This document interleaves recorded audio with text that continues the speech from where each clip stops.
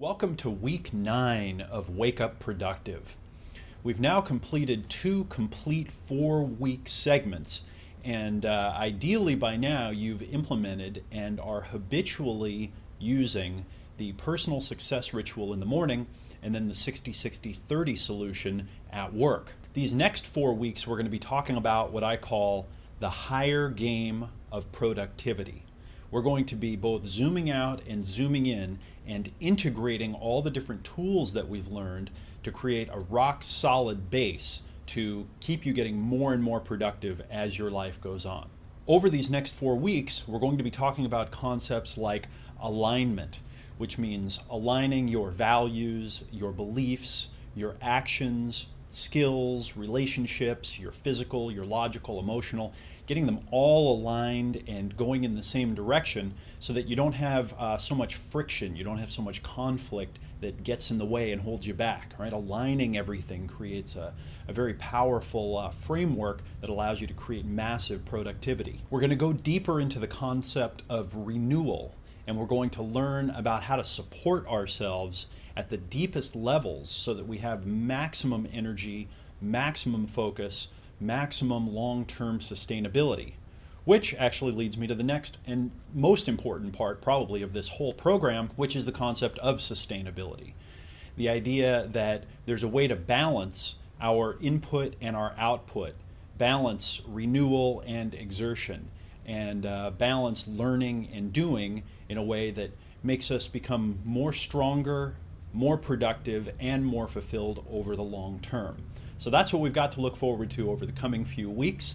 And let's get ready and let's dive into this week's material. So this week we're specifically going to talk about 3 very important concepts for setting up a context or an environment in the inner world and in the outer world that allows us to be most productive and most successful.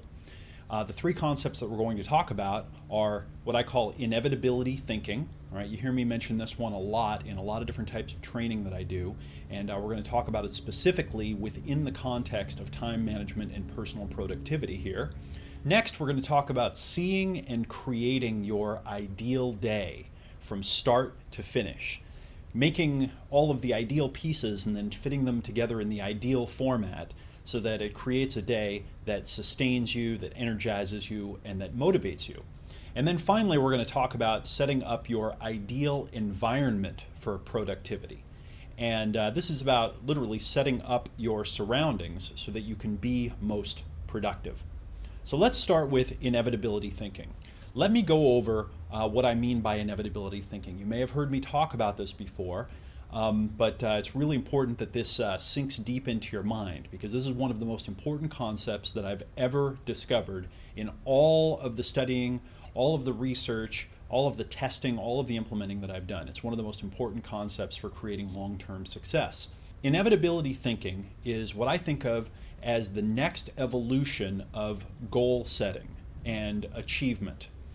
Now let's talk about the paradigms that have come before inevitability thinking and how those work and how they also then support inevitability thinking.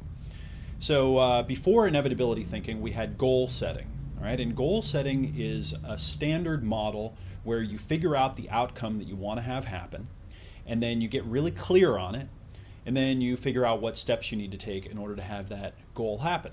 Now there are some rules of thumb or some general principles in goal setting that make it work much better.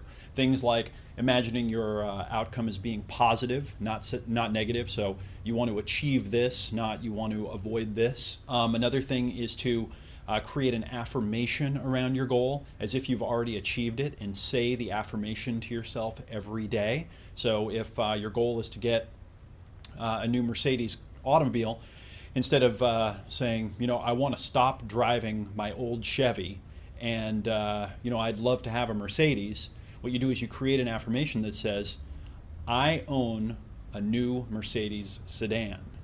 I own a new Mercedes sedan. I own a new Mercedes sedan. And what happens is when you say that over and over inside your mind, it goes into your subconscious, and your subconscious mind says, now wait a minute, I don't own a new Mercedes, and it creates a tension and it pulls you more toward that goal or that outcome that you want. So this is a very interesting aspect of cognitive dissonance and just how your mind works, that when you create a clear picture of something that you want to have happen and you affirm it over and over and over, you just go to work on figuring out how to make it happen, right? You've heard me refer to the mind as the Google for goals.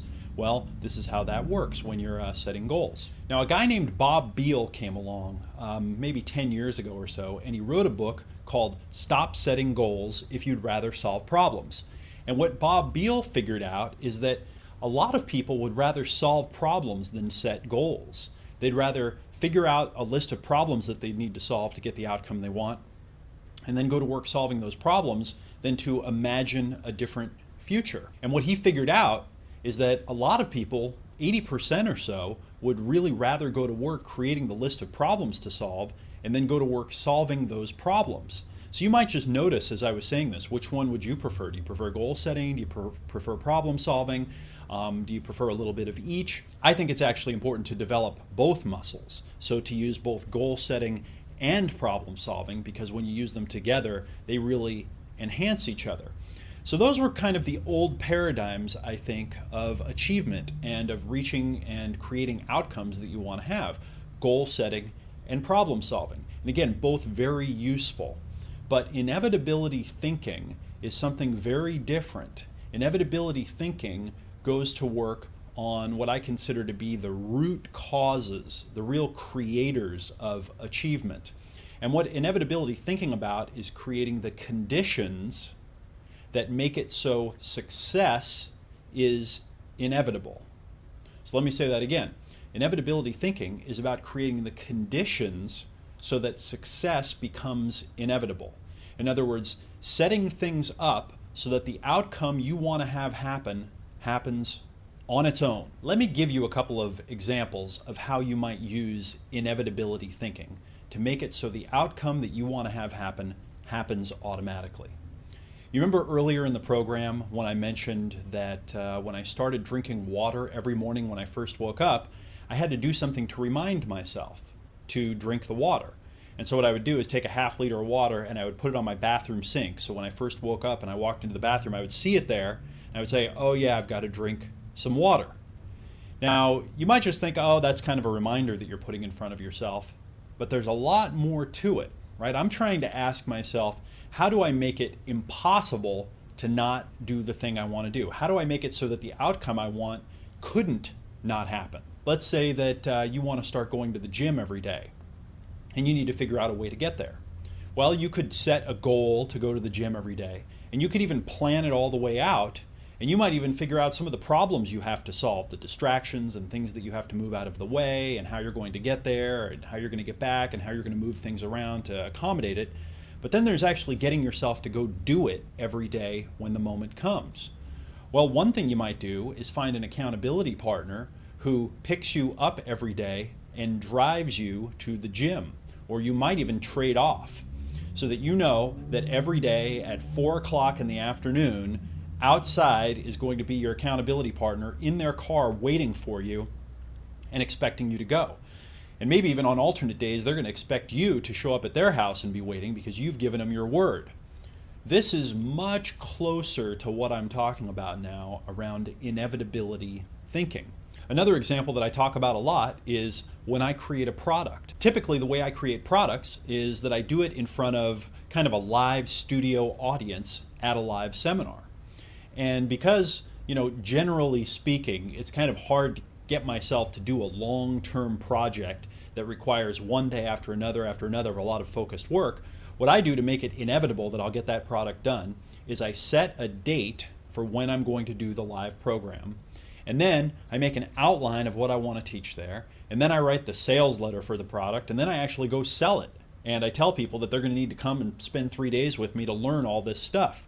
Now, I may have my outline. I may have my good intentions. I may really want to create this product. But without that, that date, knowing that there are going to be 100 people or 500 people or however many people are going to be there waiting for me that have come in, several from other countries, there's a good chance that I might not get it done.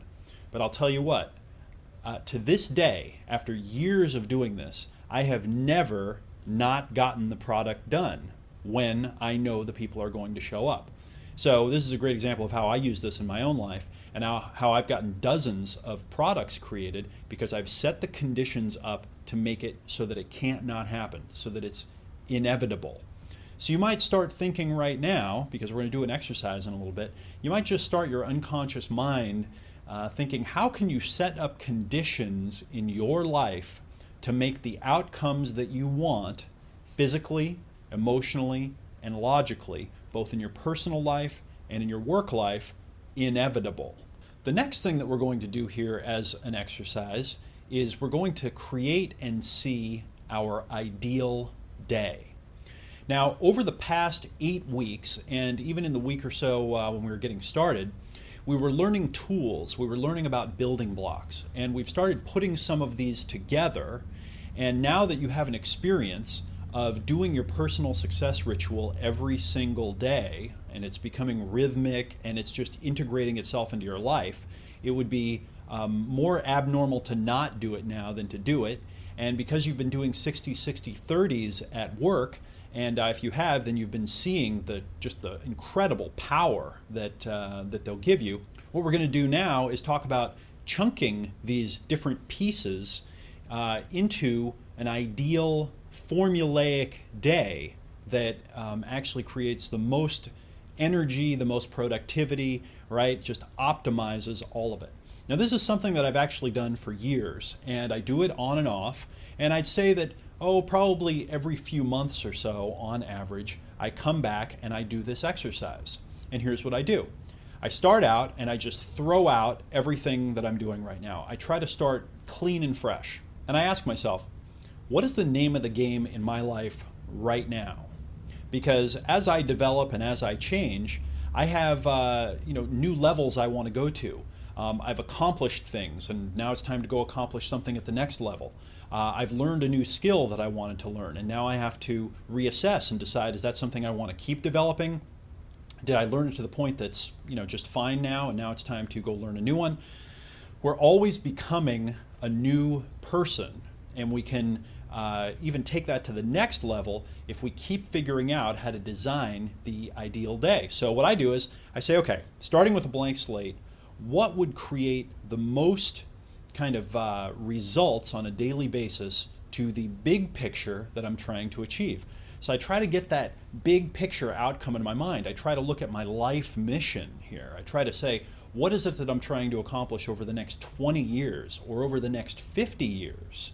Not just, what am I trying to get done next week? And when I ask myself, what am I trying to get done over the next 20 years or 50 years, it really allows me to zoom out and see which things that I'm doing are supporting my bigger vision, my bigger goals, my values, and so forth, and which things are not. And then I kind of zoom in a little bit and I say, okay, now what am I really trying to accomplish, in my work and in my personal life that are over the next 3, 6, 9, 12 months? What are the kind of medium-term goals? What are my fitness goals? What are my goals developing? What are my goals trying to get new knowledge, new skills? What are some of my emotional outcomes that I would like to achieve? And I really try to get in touch with the bigger picture, where I'm trying to go, the new me that I'm trying to create for myself, the new reality that I'm trying to live into in the future. Again, leaving behind everything that I've done, leaving behind what I'm doing right now. And then I say, okay, what kind of a day would support creating those bigger picture things that I want? What would I do in the morning? What would I do next? What would I do after that? Who would be the people that I would meet with on a regular basis? Who are some of the new people even that I'd like to meet with on a regular basis? In other words, using inevitability thinking in this mindset to set up conditions so that it forces me to the next level. And once I've done that and I've kind of conceptualized, sometimes I'll just lay down on my bed and I'll think about it for a while, or I'll run a bath and take a bath, or think about it in the shower, or I'll go for a walk, or I'll go to the spa and get a massage, and I'll just try and really zoom out and think about all of these different factors. I kind of think of it like a giant puzzle where every couple or few months I take the old puzzle and all the old pieces that I was putting together and I kind of throw them away and I say, okay, what could a new puzzle look like? What are all the pieces that I have to work with right now? What are some of the new pieces that I've learned about that I didn't know about before that I could add to my puzzle? How could I assemble those in a new way? You see, I found that by creating my ideal day and organizing it and trying to really see how all the pieces could fit together and how I could create new rituals and a new combination so that the whole day flows from one to the next, that this actually leads to almost like thinking about creating a super ritual that's the entire day, right? It's a massive productivity ritual where I go through phases of renewing myself and of working on my mind and my body and my emotions on the inside, and phases where I go through outer productivity, and phases where I go through interacting with other folks. And I say, okay, how does the new level of fitting all that together work? Okay, good. So tuck that into the back of your mind, because that's the second thing we're going to work on, and we're going to do an exercise for that at the end of this session as well. And now let's talk about the third new concept that we want to learn about. What we're going to talk about now is setting up your physical environment for maximum creativity and maximum productivity. Maximum creativity and productivity. As you've probably seen, there are a lot of books that have been written, seminars that are given, and other ideas about creativity and creative thinking. And even though a lot's been kind of taught and talked about in terms of creativity, nobody can really describe what it is.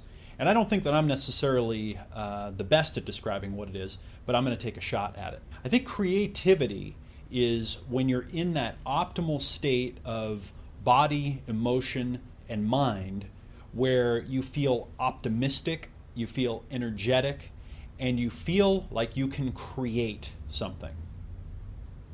Does that make sense? You feel like you can create something new. Now, that might be taking something that already exists and just developing it a little bit further. It might be optimizing a system to change it a little bit to make it work a little bit better. It might be creating something completely new that you just made up in your mind and now you're going to make in physical reality. But it's that state where you feel really good and where you feel like you can make something new, you can create something that has a lot of value. Now, I think that everyone is capable of creativity, and I think that everyone is capable of massive creativity. It turns out that some people like to optimize things. Some people like to take things that already exist and they like to tune and tweak them and refine them and make the little nuts and bolt kind of tightenings and optimizations to make it work just a little bit better. Some people like to create completely new systems from scratch. Some people can visualize and make entire systems work in their heads. Nikola Tesla was famous for being able to build a machine in his head and then run it and see how all the gears worked and how all the parts and how the electricity flowed. And he could even predict which parts were going to wear out before others because he could run it in his head for like years. That's kind of a rare talent. Not a lot of people have that one. But if that's the one that you have and that's how you're creative, fantastic. Some people, like you might find in the typically the accounting and legal department inside of businesses, they are much better at looking at a system that's kind of working and figuring out how to lock and tune it and cover up some of the holes and make it so that it's a little bit less risky. And what they do oftentimes is very creative work, even though to the person who's imagining brand new things, it's not necessarily creative. But the point that I'm trying to make is that you can be very, very creative. You can be incredibly creative. And what we want to do is we want to set up an environment that inspires you to be creative. Now, we've also been talking a lot about productivity here. And productivity to me means getting results in the real world. You've heard the word innovation used a lot in business over the last 10 or 20 years. It's become, all the buzzword. And a lot of people think innovation is creating something new. And I don't really think that. I think that innovation is creating something that's relatively new, but that customers perceive to be better. Customers perceive to be more useful. And in business, as an example, a lot of productivity, in my opinion, is creating things that are innovative, in other words, that are a little bit better, a little more evolved, or maybe even revolutionary, and then getting them into the hands of people so that the people can get the value from it. And obviously, if it's a good innovation and they hear about it, they're probably going to want to invest in it. They're probably going to want to buy it. And so, in a business sense, I think of productivity, about getting great results. Peter Drucker said that business is marketing and innovation. And so to me, business productivity is about doing just that, innovating, creating new things that people want to use, and then marketing them so that they get into the hands of your customers. So that might be, one way of looking at productivity and getting results in the real world. So the question I have for you is, how can you create a physical environment, your actual surroundings, that contribute to massive creativity and massive productivity? And just think about that for a moment, and we're going to actually do an exercise here in just a moment. Okay, so let's do a set of exercises around inevitability thinking, imagining your ideal day, and then setting up your physical environment for maximum creativity and productivity. First, inevitability thinking. I'd like you to zoom out for a moment and think about the big picture of your life. Where do you want to be in 20 years, 50 years? You might even do the exercise of imagining that you're at your own funeral and you're up there in the casket and everyone's standing around and remembering you. What do you want to achieve in the big picture of your life? What's the outcome that you want to achieve? Next, let's zoom down another level. Where do you want to be in a year? What's the 1 year outcome that's realistic? As an example, a lot of people in business, they shoot to double their business within a year. And that's usually a pretty good stretch goal, right? Not a lot of businesses can grow and double inside of a year. So maybe it's doubling inside of a year inside of your business. Maybe it's cultivating a really strong relationship with someone in your life that is very important to you. Where do you want to be in a year?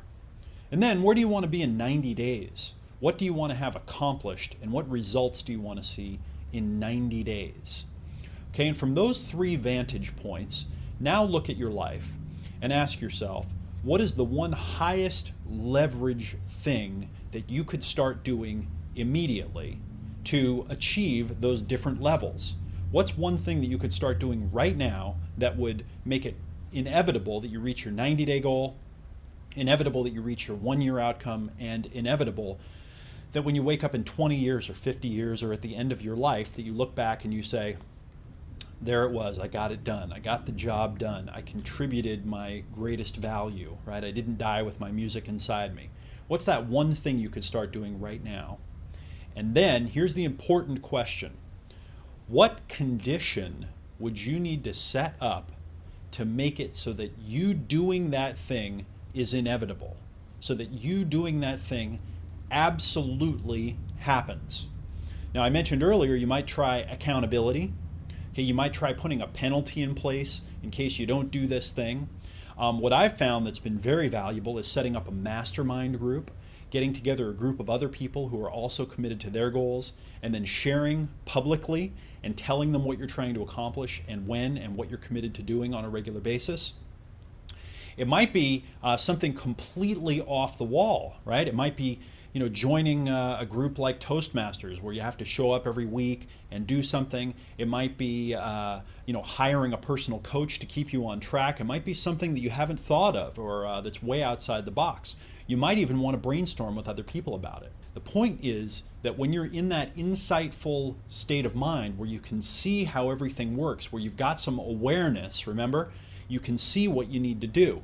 So what I'd like you to do now is choose that one condition that you can put in place to make your outcome inevitable, or as close to inevitable as possible. And then how can you set it up so that that condition is in place as fast as possible? So go ahead and pause the video and make some notes, write down that condition that you'd like to put in place, and then the action step of how you're going to put that condition in place so that it forces you to create the outcome that you want. And now let's design your ideal day. You're going to want to get a blank piece of paper out so that you can scribble on it and make a bunch of notes. And we're going to zoom out. Okay, so now you're doing your personal success ritual every morning. I hope you're doing it every single morning. And hopefully you've also been taking great renewal breaks where you're renewing yourself, you're getting your groove back, you're taking the energy break so you have a little bit of downtime, you're relaxing. So hopefully you can see how all of these fit together, making yourself strong first when you come into work, focusing on your highest leverage activity, taking the break so that you feel the energy to keep coming back. So now that we have the context, now that we have kind of the bigger pieces, I'd like to ask you, what would an ideal day look like for you? What would an ideal day look like? And you might start bringing in other pieces that didn't exist before. Maybe you've got a hobby that you should be doing every day because it just brings you a lot of enjoyment. Maybe there's a member of your family that you should be spending time with every day, or a friend you should be talking to or hanging out with. Maybe there's a particular person or group of people that you want to cultivate a relationship with, and you should be cultivating that relationship every day, or maybe you've got 10 people that you want to cultivate a relationship with and get into a mastermind, and you've decided, you know what, if I talk to every one of the 10 people over 2 weeks, that means I can talk to 5 a week. So Monday through Friday, I can have a 15-minute conversation with one of these 10 people every day, and then I'll have a personal relationship with them. And you know what, I should do that first thing when I come into work every day, because that will really get me fired up. It'll be the best focus I could possibly do. These people are going to help me grow my business. Maybe that's the way it looks. The question is, what are all the different puzzle pieces that you could put in place? A couple of keys here to kind of keep in mind. On the inner game stuff, your personal inner game, try to fit something physical, something emotional, and something logical. In other words, some kind of physical exercise or movement that gets your heart rate up and gets your body moving. Remember, it balances itself when it's moving.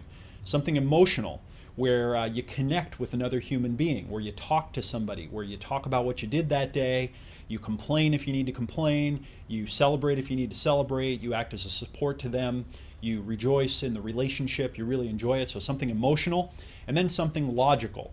So you need to educate yourself. Maybe there's a time every day where you're going to read or listen to an audio program, or maybe even teach and mentor, because you learn much better when you teach. So you want to get all three of those, the physical, logical, and emotional, on the inner game. And then on the outer game, and maybe in more of a work context, you got to remember to set up time and situation so that you can be focused on your highest leverage activities. And in most businesses, marketing and innovation are those activities.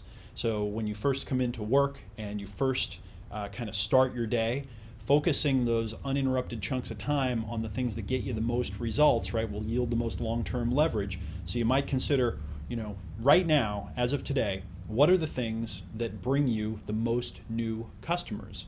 What are those channels or avenues? And are those the blocks that you want to put in your workday? And what leads to the most innovation? It might be creating new products, it might be creating new marketing, it might be creating something innovative where you're doing joint ventures with other people. I don't know what it is inside of your business, but what is that innovative activity that you do? So now that you've got all these, what I'd like you to do is take them out of your head and write them down on paper, almost like you're putting puzzle pieces to your own puzzle on the paper. What are all the elements that will bring you the most joy, that will develop you and grow you the most from the inside out, and that will also create the most results in your life and inside your business? And then once you've written them all down, see if you can fit them together like a puzzle, ideally putting them together one after another and trying to honor your mind, your body, your emotion, and the natural flow that they're going to go through. So what I've found is it's often very valuable to put an intellectual thing next to an emotional thing, next to a physical thing. So you're not just doing like all physical stuff and then all emotional stuff and then all logical stuff. See, these things are synergistic and they work together.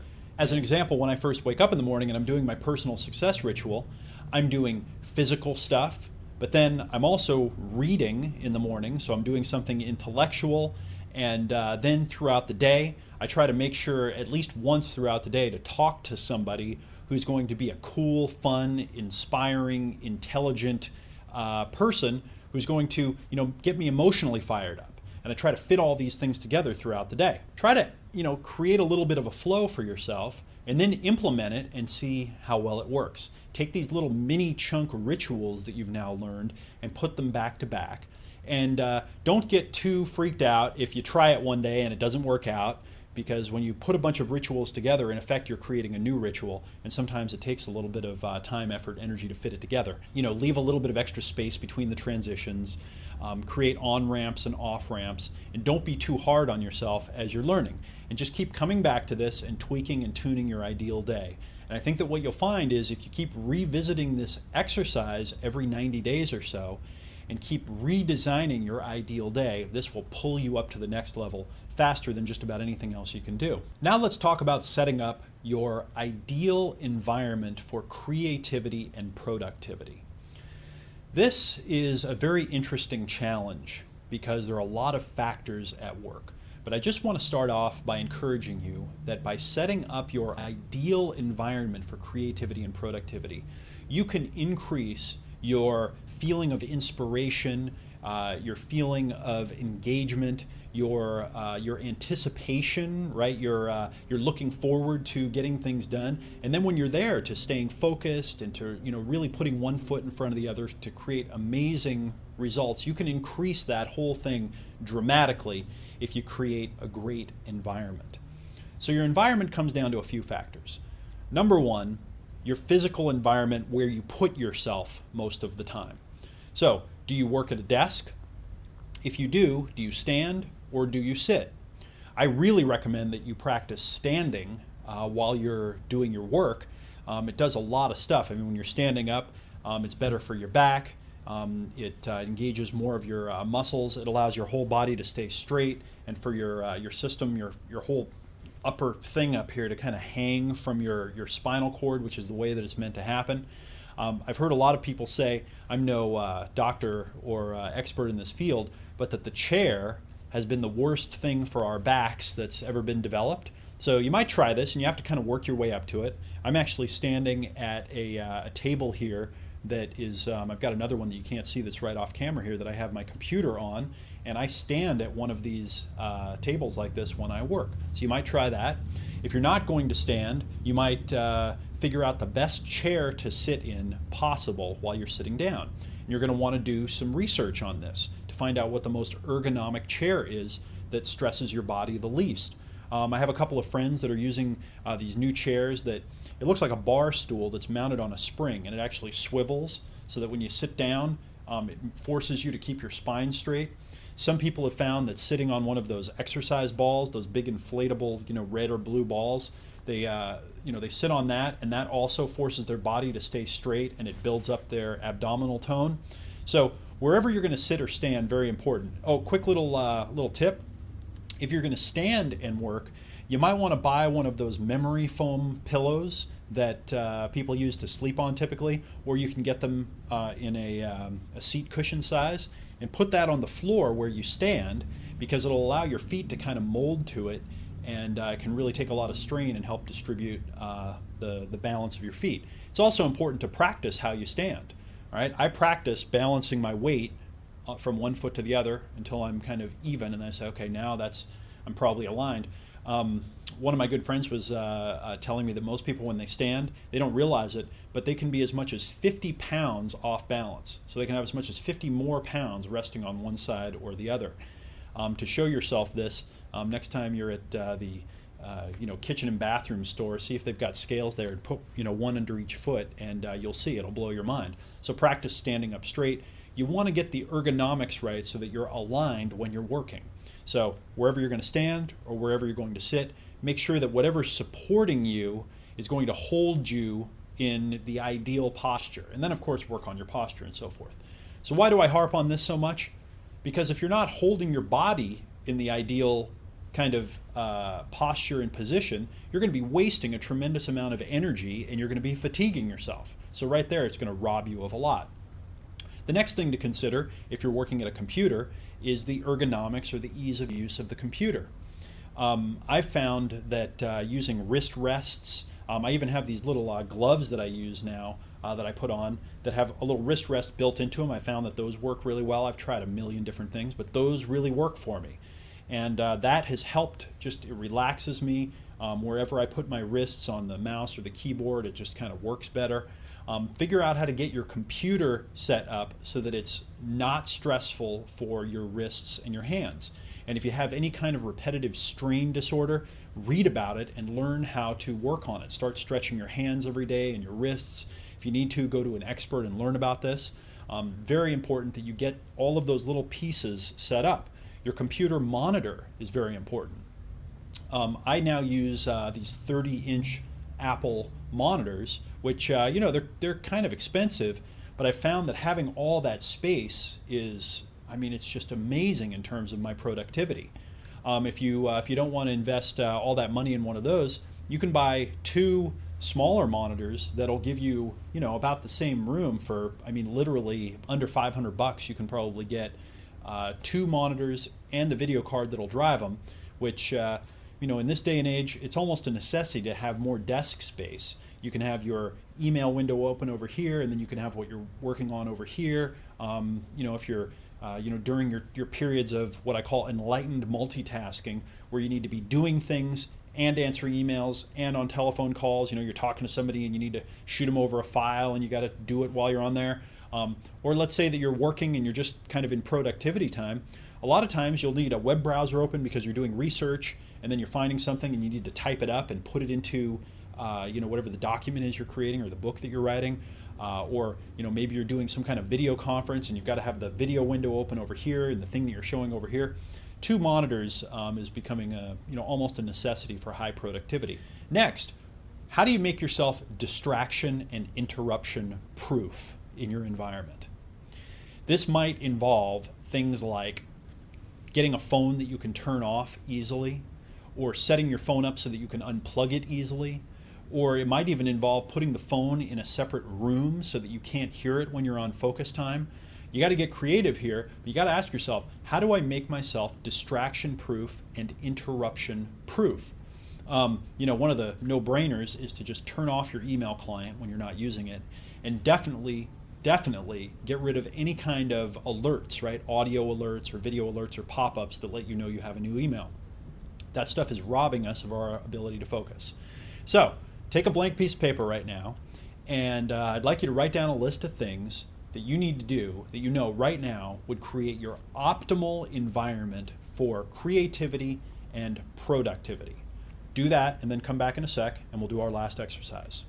Okay, so finally, take a blank piece of paper and I'd like you to write down the things that you need to do to create your optimal environment of creativity and productivity, particularly focusing on where it is that you sit or stand when you work, the actual equipment that you're using as you're working, and I used a computer as an example, making it so that it's really easy and comfortable to mouse and to type, and also maybe setting up two monitors so that you have kind of optimal space to work in, and also focusing on distraction proofing and interruption proofing yourself. Whatever you have to do, how do you make it so that it's almost impossible for you to be distracted or interrupted? And once you've made that list, then figure out the action steps and go to work building your ideal work environment so that you can get the most done. Because our environment affects us so much, and you really do deserve and owe it to yourself to create one that makes you really productive. Okay, good. So get to work on that stuff and come back next week because we're coming into some of the most important concepts that you can possibly learn about becoming very productive and managing your time well. All right, talk to you again soon.